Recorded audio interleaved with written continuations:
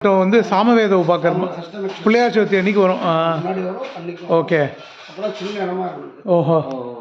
கொஞ்சம் கொஞ்சமாக இது பண்ணி பாரதிய வித்யா பவன்லேருந்து டொனேஷன் கிடைச்சது. ஓகே. அது போட்டது ஆடிட்டிங்லாம் கௌஷிக் தான் பண்ணோம்.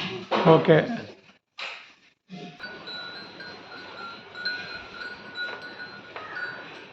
இப்போ எவ்வளோ மாடு இருக்குது மாமா? எல்லாம் சேர்த்து ஒரு 20 வருஷம். 20 25. மணக்கார வீடு கட்ட போகிறேன், காலி பண்ணி போடுவேன். இதையா? ஓஹோ. அதனால் இப்போ என்ன பிளான் சொன்னேன்? இப்போ இருக்க சில மாடு இப்போ இந்த மாயவரம் பக்கத்தில் ஒரு கோஷாலையில் கொண்டு விடணும். ஓஹோ. பார்த்துட்டு வந்திருக்கேன், மனசு இல்லாதனால அப்படியே. இதுக்குள்ளே என்ன அடங்குறதோ அதை மட்டும் வச்சுட்டு, அதாவது அது அந்த இது வந்து நமக்கு இருக்கு. ஓஹோ.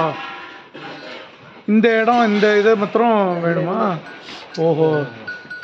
அது நிறைய இருந்து வைக்கப்போ நிறைய வாங்கி போட்டுருக்கேன். ஓஹோ, சரி சரி. எதிர்த்தாத்தில் போட்டுருக்கோம், வைக்கல. ஓகே.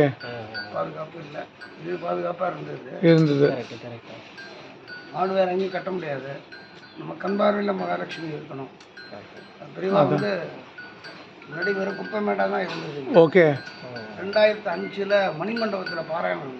ஓகே. மணிமண்டபத்தில் இப்போ ஒருத்தர் வந்து ஒரு பசுமாடு தரையணும், வேண்டாம் வச்சுக்க இடம் இல்லை அப்படின்னு சொன்னாங்க. பொண்ணு கல்யாணம் வச்சுருந்தேன். அப்போ ஓகே. ஒரு மகாலட்சுமி வெளில வரும்போது இன்னொரு மகாலட்சுமி உள்ள வரதை தடுக்காம வாங்கிக்கலாம். அது அப்படியே வாங்கினா அது அப்படியே. ஓகே. இந்த பிறந்த குழந்தையில இருக்கு, 2 மூணு வந்துடும். அப்படி பெருக்கி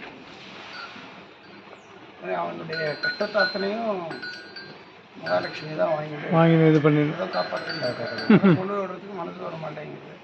அப்படியே தள்ளிட்டே